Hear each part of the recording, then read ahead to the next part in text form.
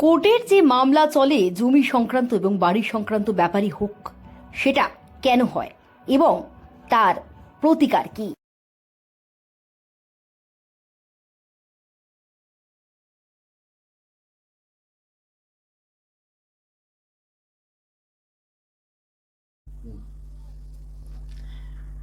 নমস্কার। জাতচক্র বলে দেবে মানুষের জীবনে কোর্ট কেস আছে কিনা। অনেক সময় আমরা দেখব যে সালিশি দিতে গিয়ে লোকে ফৌজদারি মামলায় ফেঁসে যাচ্ছে বা কোনোভাবে তারা মামলায় ফেঁসে যাচ্ছে। সেটাও যেমন জাতচক্র বলে দেবে, তেমন জমির মামলায় বা সিভিল কেসেসে অনেকভাবে মানুষ ফেঁসে যেতে পারেন। খুব দুঃখের বিষয় যে আমাদের সমাজে কিছু মানুষ তাদের নিজের আপনজনকে, হয়তো তার নিজের ভাইকে বা তার আত্মীয়কে বঞ্চিত করছেন। আবার আমরা দেখব যে একটা জমি পড়ে আছে, কয়েক বছর হয়তো তার উপরে কোনো বাড়ি হতে পারেনি, তার ওপর দিয়ে কেউ একটা ইনফ্রিঞ্জমেন্ট করে দিয়েছে, যার জন্য তার সেই জমিকে কেউ ভোগ করতে পারবে না। যেমন হাই টেনশন লাইন টেনে দিয়েছে, হাই ভোল্টেজ লাইন টেনে দিয়েছে। এইসব মামলা বেড়ে যাচ্ছে। আমাদের মহামান্য আদালত, তার বিচারপতিরা, আমাদের লার্নেড অ্যাডভোকেট বন্ধুরা কোর্টের আওয়ার্স টাইমিংস বাড়িয়ে চলেছেন, ছুটি কমিয়ে দিয়েছেন। তাও দেখা যাচ্ছে একটা মামলা, সিভিল মামলা হলে ন্যূনতম 10 বছর 15 বছর অবধি টানছে। একটা জমির দাম যাই হোক, ধরুন 1.5 কোটি টাকা হোক, তার জন্য 15 বছর ধরে সেই টানতে টানতে টানতে দেখা গেল শেষে মানুষের শরীর খারাপও হলো। আর এই 15 বছরের যে ইন্টারেস্টটা হয় তাতে তার থেকে অধিক টাকা তার লস হলো। সমস্যার বিষয়। আগে বলা হতো এরম কেসে যে জমির মামলা, তোমার বাড়ি আছে, ছেড়ে দাও। কিন্তু আজকে যা জমির দাম হয়েছে আজকের দিনে, এটা কি সম্ভব? মানুষের 6 বছর 7 বছরের ইনকাম সেই জমিতে পড়ে আছে, এটা কি সম্ভব তাকে বলবো ছেড়ে দাও?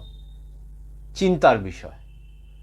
এখন দেখতে হবে চার্টে তার জমির সুখ আছে কিনা। জমির সমস্যা তো পাওয়া গেল, কিন্তু এখন জমির সুখ আছে কিনা।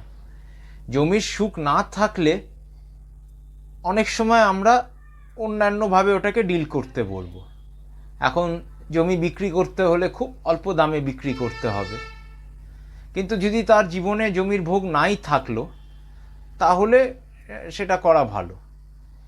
অনেক সময় আমরা, আমাদের তান্ত্রিক বন্ধুরা বগলামুখী কবচ,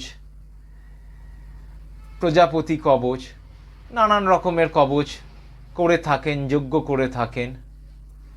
এতে দেখা যায়, আমরাও দান বলে থাকি, এতে দেখা যায় জমি বিক্রি করার পরে সেই অর্থ এলো, মানুষ আর খুব একটা বেশি দিন ভোগ করতে পারলেন না বা অন্য কোনো ক্ষতি হয়ে গেল। এই ক্ষতি যেন না হয়, এইটা জাতচক্র বলে দেবে যে কি কাজটা করলে এই জমির থেকে ক্ষতি হবে না।